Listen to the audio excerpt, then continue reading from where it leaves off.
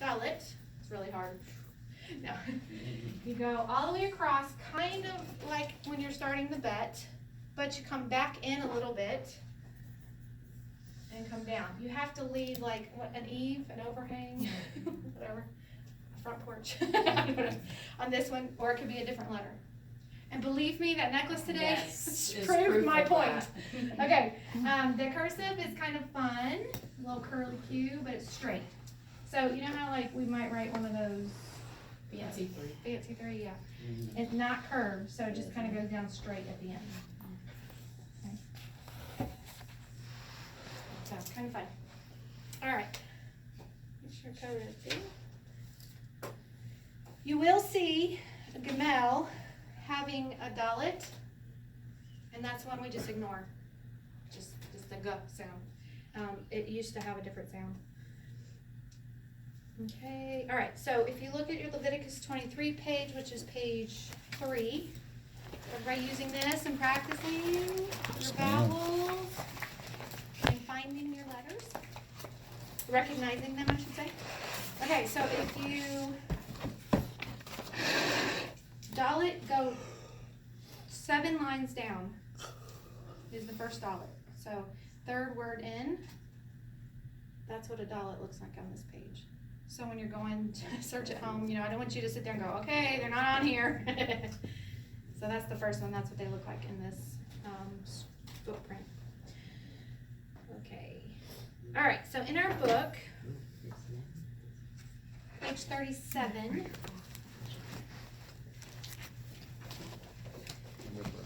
All right, this is one of the most mistranslated scriptures in the New Testament.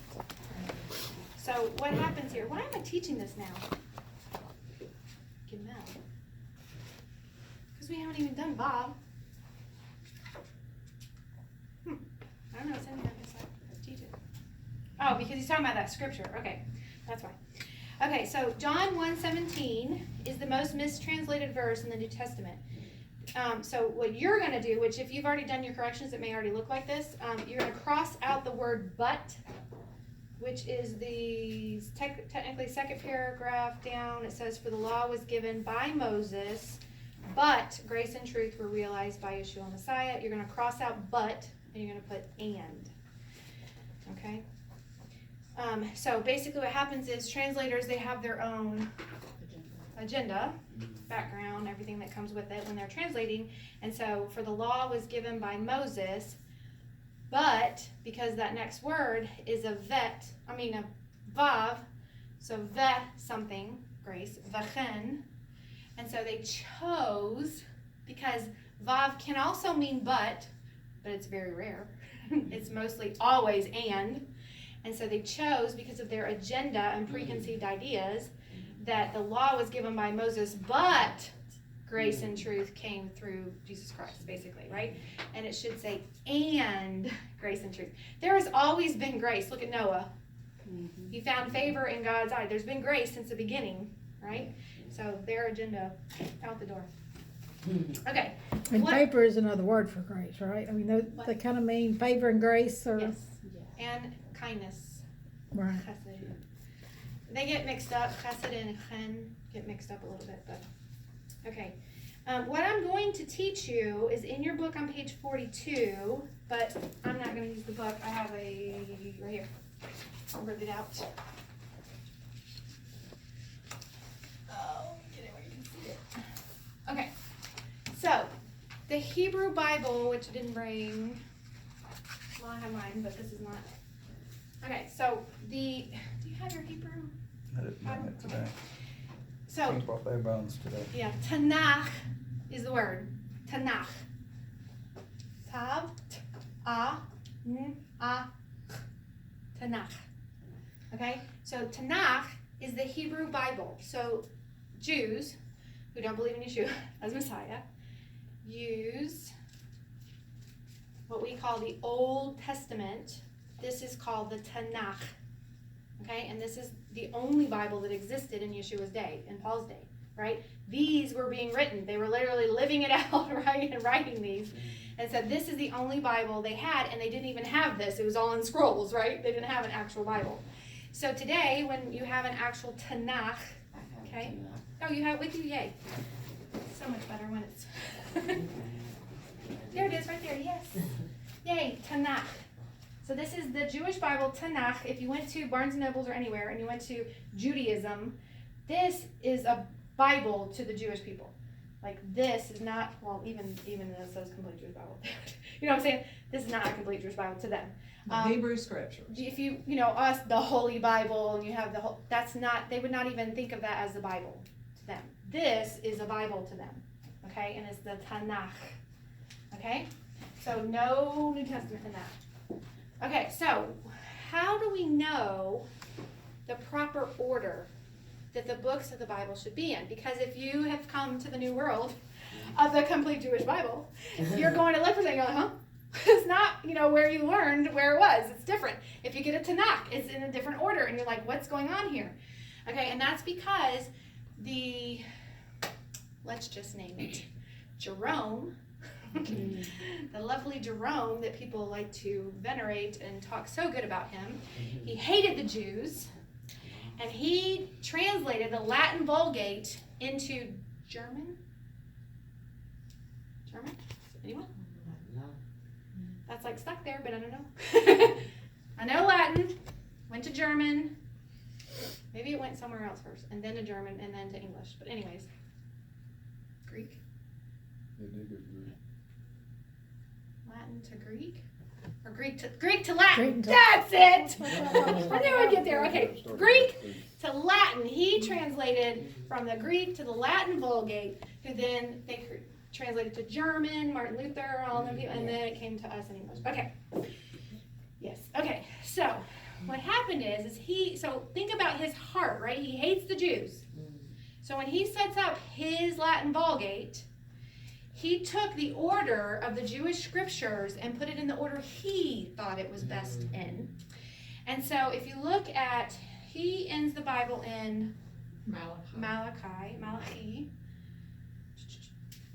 And it ends with a curse over Israel.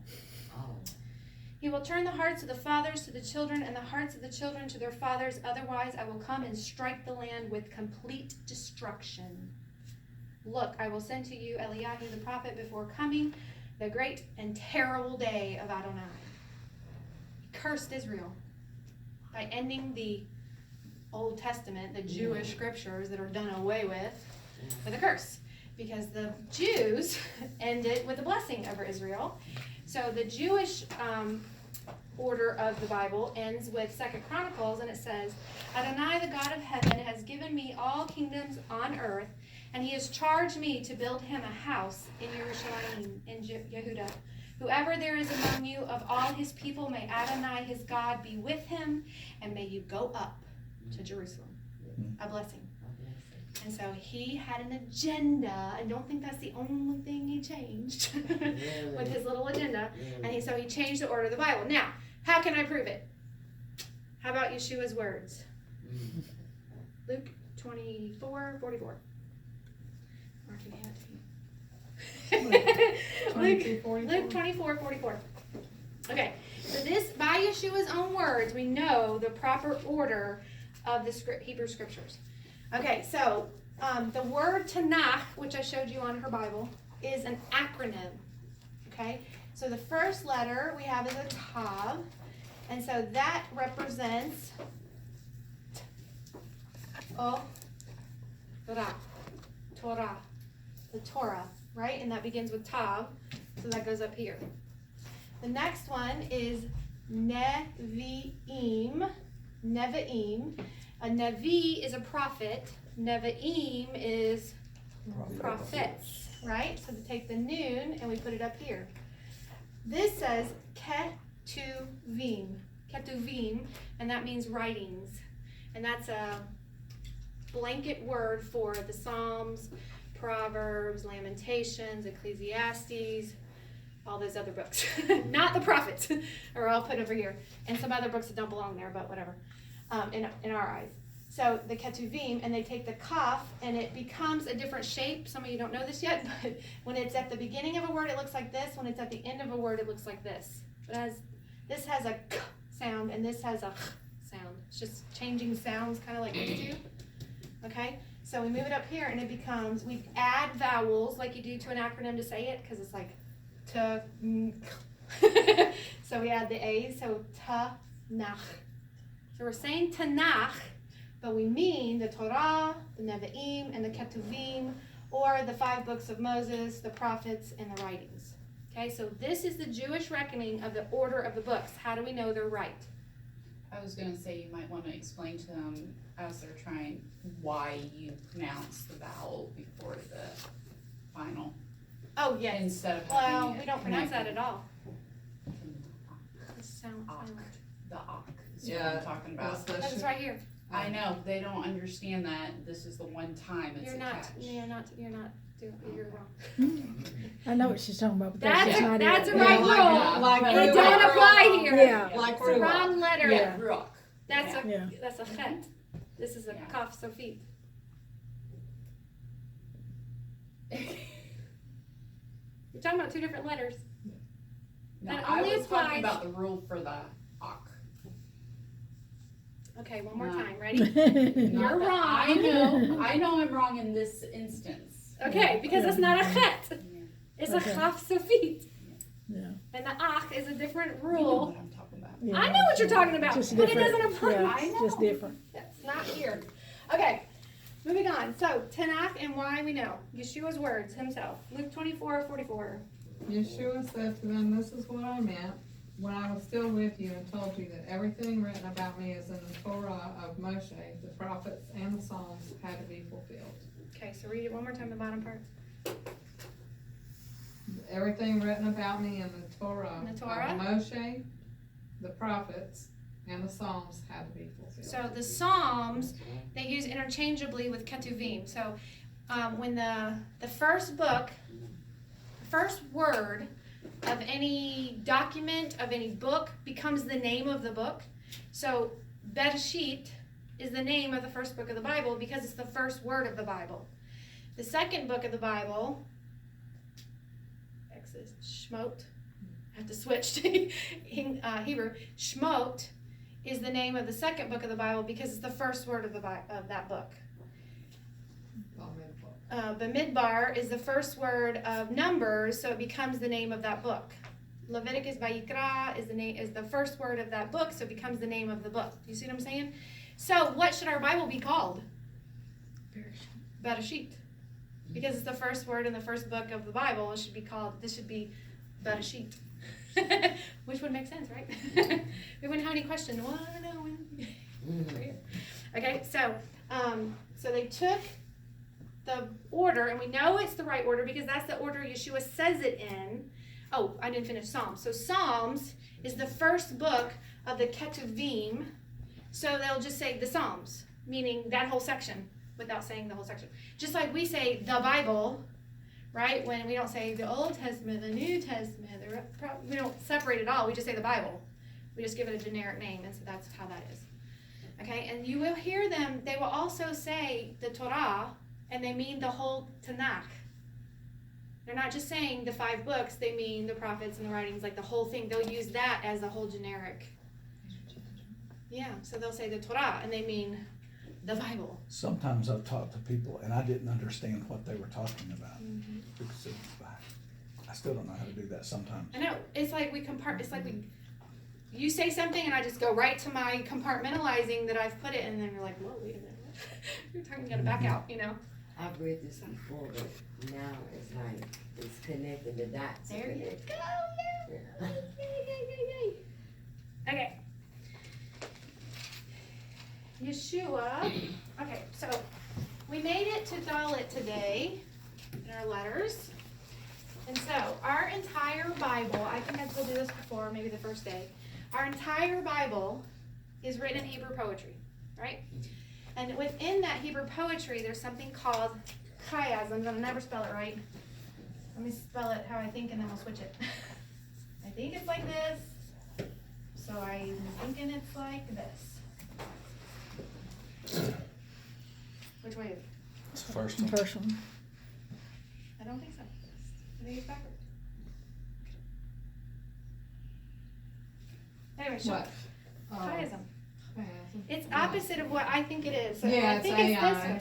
No, I think it's this way. So I think it's spelled out right. I'm telling you, look it up. Okay. Now I'm confused. I know. She'll look it up and we'll know. Okay, so our entire Bible is filled with chiasms. I literally would love one day to teach a class. Yes, I. Told you! See? Told you! So opposite of what I think. It's not life-isms. Alright, so it's literally chiasms. There we go. Okay. So our entire Bible is written in, the entire Bible is a chiasm, which you'll see the very last class, so if you remember from last time I showed you. Okay, and then you can separate out, you can take each book, and within the book, sometimes a whole book is a chiasm. Within that book, there'll be little chiasm stories throughout. For instance, one of my favorite is the story of Noah. That whole entire story is a chiasm. And within a chiasm, Grant Luton likes to teach it this way. So the 7-branch menorah that was in the tabernacle and in the temple, okay, 7 branches. The center branch is called the shamish, and that is the servant candle. So it literally serves all the rest of them. It literally holds the weight of all of them. It is the center, and the oil goes in and it's given to the other lamps, like all kinds of awesome stuff. Yeshua said he came as a servant, right? He came as the servant candle, so he's the shamish. And so each one of these, his story is set onto a menorah, except for the last one, Tav, is in its own right. So the first one that we're learning is called the Gospel of God, or some people like the salvation message. It's the basic message given to everybody, okay? So salvation message.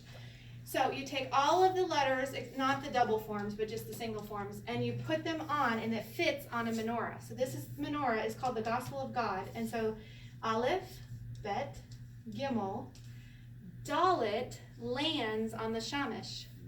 So that is the message of this menorah.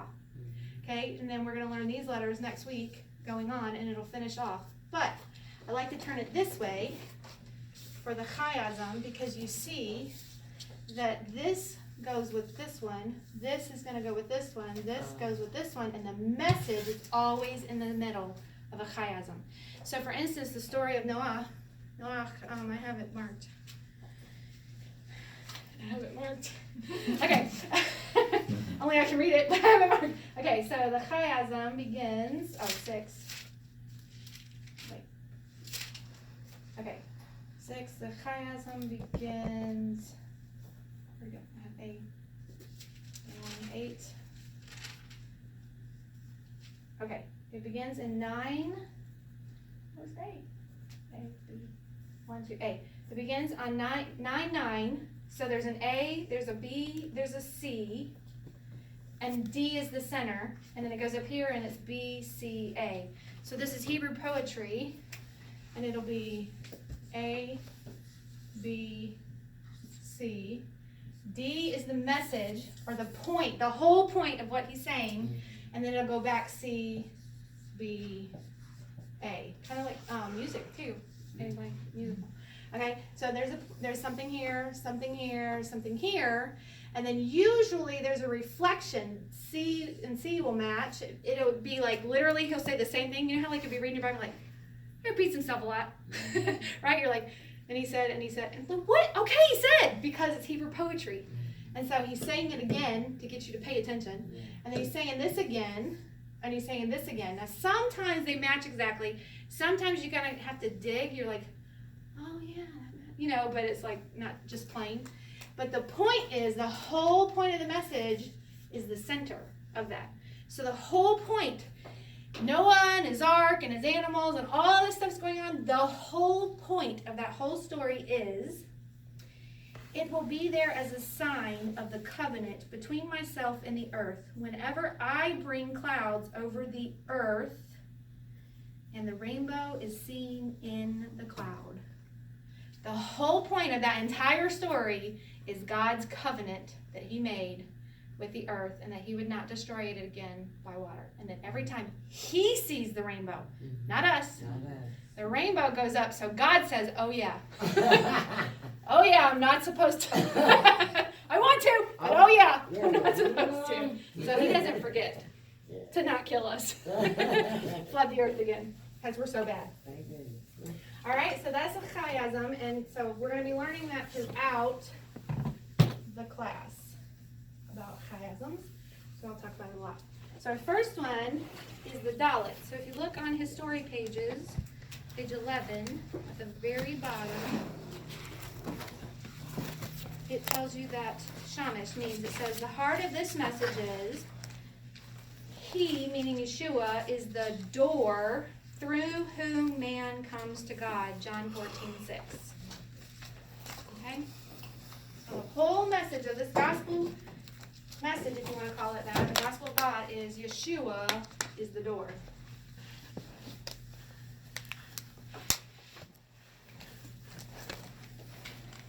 Okay.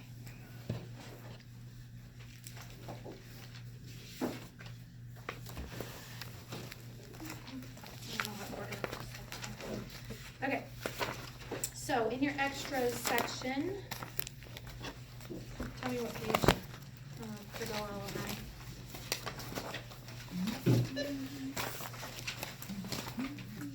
Okay, so, 9, what? 9.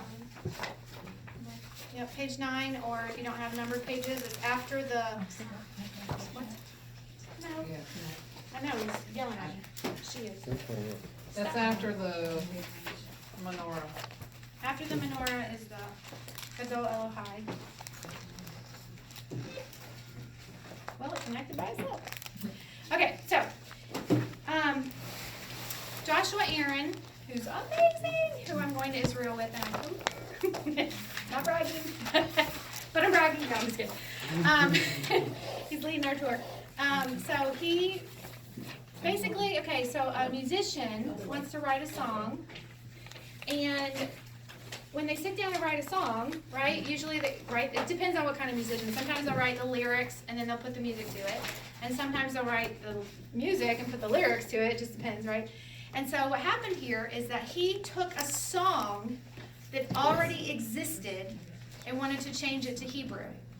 Okay, so when you have that happen, you have a parameter. If you changed it too much, it wouldn't sound like the song, right? And so what happened is, he had the song, and we know it as How Great Is Our God. Chris Tomlin sings it, right? So, how great, let's see. How great is our God, sing with me, how great is our God. All will see how great is our God. What's the verse? What's these? Yeah, okay, so he already had these parameters in English of how great is our God, fit within the frame of the song, okay? So he's going to change it to Hebrew. Well, if he's going to say how great is our God, it would be Gadol Eloheinu, right? Our God has the new on the end, so our God. It doesn't fit in that frame of the music that he had to put, the song, because he's working with an existing song, okay? So what he chose to do is to do Gadol Elohai, which you're saying, how great is my God, which still works, right? But when people start learning Hebrew, they're like, he's not singing the right words. He knows that, but he had a parameter. He wasn't creating a song. He was sticking within the song so that people would know it and could sing it and like it, right? Okay, and he took some other liberties throughout here. He's, let's see. Artistic license. Yes. Shiru ki gadol Elohai. So this shiru is, that ooh on the end is us again. So he's saying, sing, us, sing everybody, come on, sing, right? And then it's in the imperative, so it's like exclamation points. He's not just saying, sing everybody. He's like, sing everybody, right, telling you. Sing us, because great is, would say our God, but my God, okay? Next one, Kol Echad Yireh, is everyone. The will is implied. They don't need it in Hebrew. Be in awe is what you're actually saying. Ki Gadol Elohai, because great is my God. Okay, then the bridge is usually name above all names. So it's Shem Me'al Kol Shem. So you're literally saying name above all names, although it's not in the plural because he had a parameter, right? He can't say shamim. Shamim wouldn't fit. Okay, otcha ra'u el halel. So you, the R is implied. They don't need it in Hebrew. Worthy of praise. Libi. So this is, I know. There's a whole bunch of words in Hebrew. I'm going to make a list one day, and I'm going to find the original, what it means. There's a name for them, and I don't know the name, of words in Hebrew that are that word because of the sound that they make. So heart is lev because we go lev, lev, lev, lev, lev, lev. Bottle, this is not glass, but a glass is a bakbuk because when you pour it, bakbuk, bakbuk, bakbuk. There's a whole bunch of those. I love them. Okay, we have them in English too, but not quite as fun. But anyway, so libi is my heart. So lev is heart.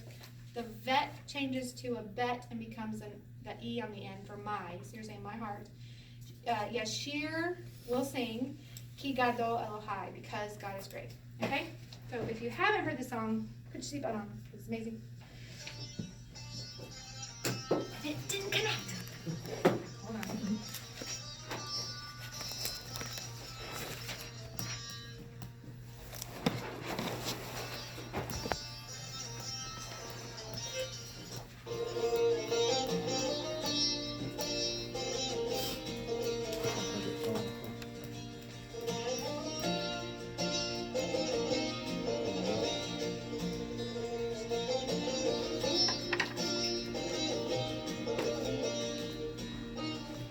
Gadol Elohai, Shiu ki gadol Elohai, kol echad yireh ki gadol Elohai.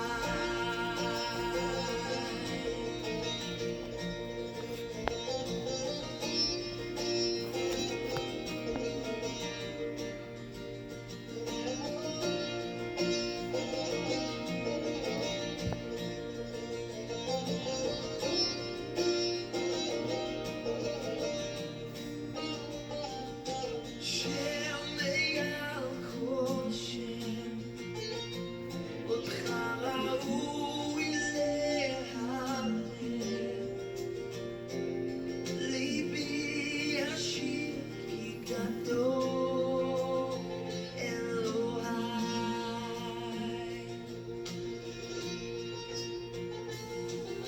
Shem meyal kol shem, otcha ra'ui lehalel. Libi yashir ki gadol Elohai.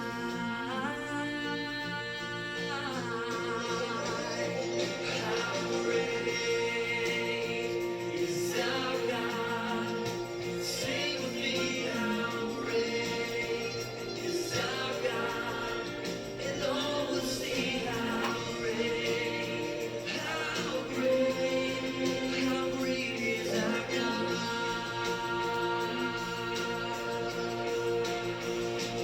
Gadol Elohai, Shiu ki gadol Elohai, kol echad yireh ki gadol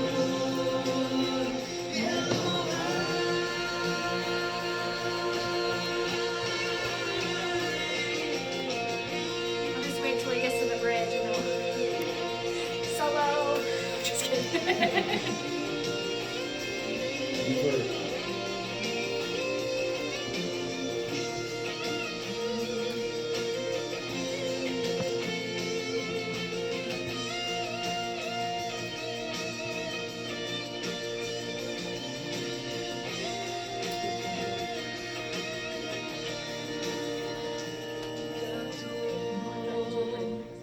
Elohai, Shiu ki gadol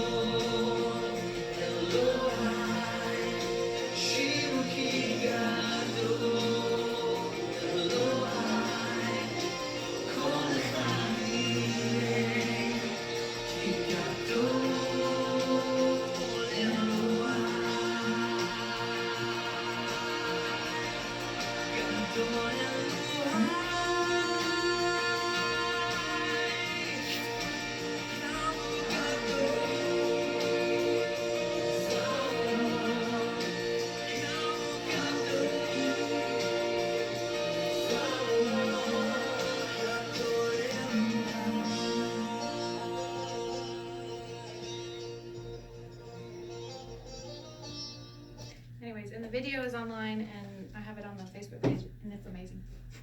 Let's see.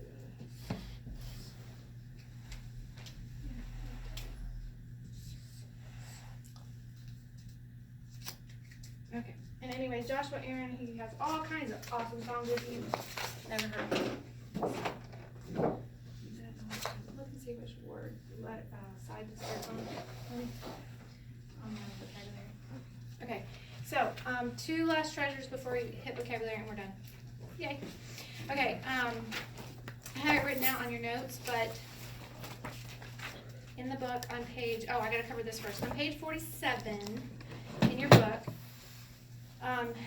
Grant Luton talks about the fact of Dr. Luke, and who wrote the book of Luke and the book of Acts, right? And Luke 3 lineage, saying it's Joseph. So in the book, on page 47, he talks about this. He talks about how, about Luke, and the lineage is Joseph's lineage, like you've heard, you've heard pastors teach that Matthew, and they're both, that his is, that one's Mary's, and No. Matthew is Joseph's.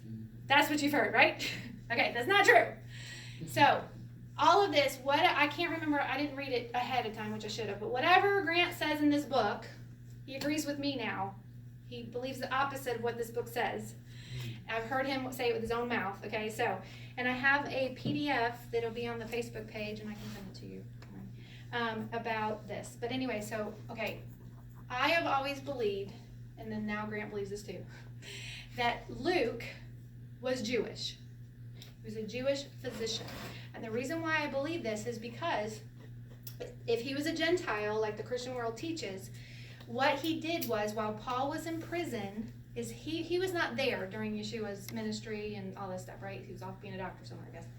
And so what he did was he went through Judea and Galilee and got eyewitness testimony to write his books. He was paid, like a paid scribe by Theophilus, to write these books, which, by the way, was Joanna's grandfather. We see in the Bible Joanna that supported Yeshua's ministry. Okay, so they were wealthy, and they paid for him to write these books about the life of Yeshua and the miracles and the things that he did. Well, Luke did not witness these things, so he went throughout the land and got eyewitness testimony to write his book. Okay, so if he was a Gentile, do you think that these Jewish people would let him into their home and willingly just like tell them everything that happened and all this stuff? No, right?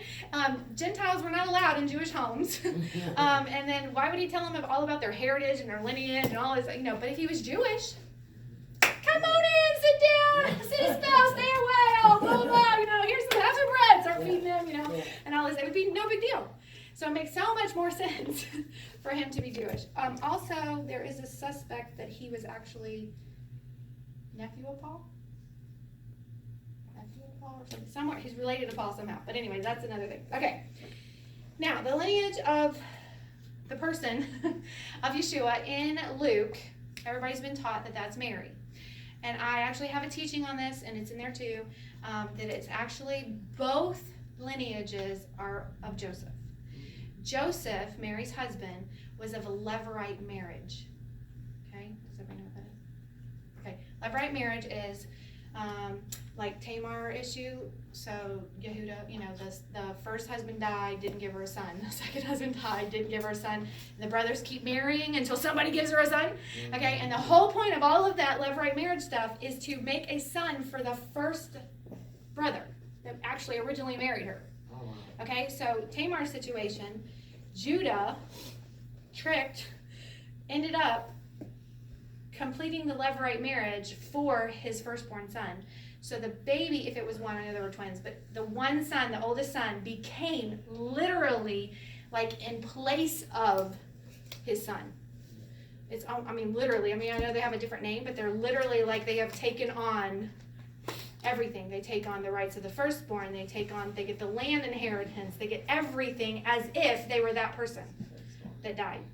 Okay? And so Joseph was of a Levirate marriage. And we have the lineage written out and everything, and it's by Africanus, I think, is there somewhere. Africanus has it all written down and exactly why and how, and there's a chart. Love charts. And so it shows you how and why. Okay, so what's happening is his biological father is the one lineage, and the other one, because you notice the other one's through Nathan. Well, the Messiah has to come through Solomon. Why is it coming through Nathan? Right? I mean, they're both David, but still, it's the opposite branches.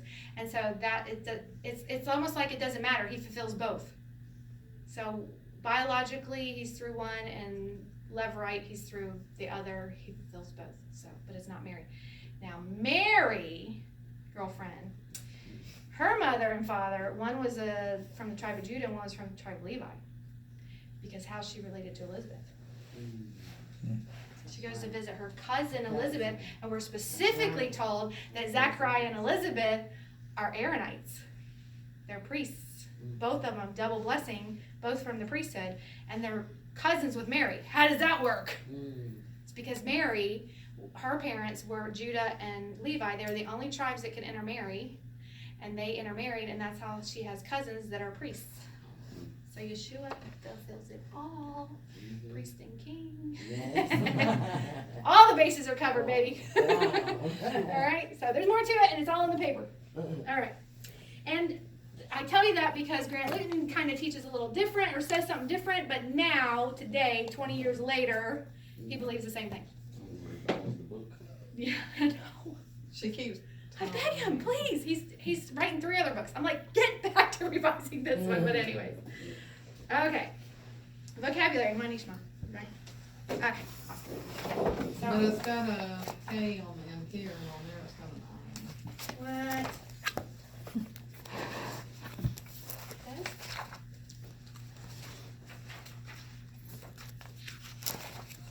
Well, now that's weird. Look it up. Okay. While she looks that up really quick, let me do this one. Okay, so this is another treasure. So we learned about the Dalet, right? Yeshua is the door. So this is the word without the vowels for the word Jew. They're called Jews because of the tribe of Judah, right? And in Hebrew, that's Yehudah. So Yehudah. Right in the middle of Judah is the Dalet, which is Yeshua. They were the door through whom, the tribe through which he came. Right there in Hebrew. It's the door. He came right through the Jews, right through the tribe of Judah, and was born. All right. Did you find anything? That's correct on there. On here? Not on your paper? It Even says though. an I. All right. So let me write it down. I.